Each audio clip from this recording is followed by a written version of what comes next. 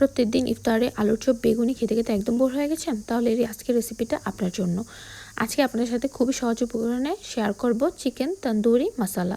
এটা হচ্ছে একটা গার্লিক চিকেন তন্দুরি মশলা।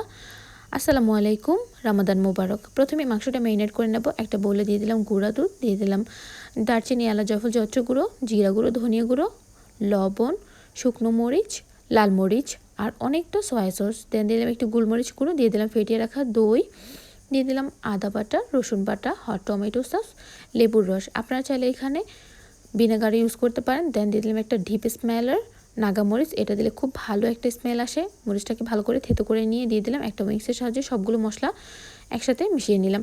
এবার চিকেনের পিসগুলো দিয়ে দিলাম। চিকেন পিস চাইলে আপনারা আপনাদের ইচ্ছে অনুযায়ী বড় ছোটো করতে পারেন। এবার হাত দিয়ে মশলাগুলোকে খুব ভালোভাবে চিকেনের মাংস ভেতরটাতে পৌঁছে দিচ্ছি, যাতে করে মাংসটা খেতে খুবই ভালো লাগে। এবার এটাকে রেস্টে রেখে দিলাম প্রায় 3 থেকে 4 ঘন্টা পরে। এবার এটাকে সুন্দর করে ফ্রাই করে নেব। কড়াই তেল গরম করে এবার পিসগুলোকে দিয়ে খুব ভালোভাবে চুলাটাকে মিডিয়াম আঁচে রেখে এটাকে সুন্দর করে ডিপ ফ্রাই করে নেব। ডিপ ফ্রাই করে নিলে ভেতরটাতে খুব ভালোভাবে ভাজা হয়ে যায় এবং কোনো ধরনের রক্ত জমাট বেঁধে থাকে না। দেখুন সুন্দর করে ভাজা হয়ে গেছে। এবার এক এক করে আমি চিকেনের সবগুলো পিসকে এভাবে করে সুন্দর করে ভেজে নেব। দেখুন কি সুন্দর লাগছে দেখতে, সবগুলো চিকেন পিস ভাজা হয়ে গেছে।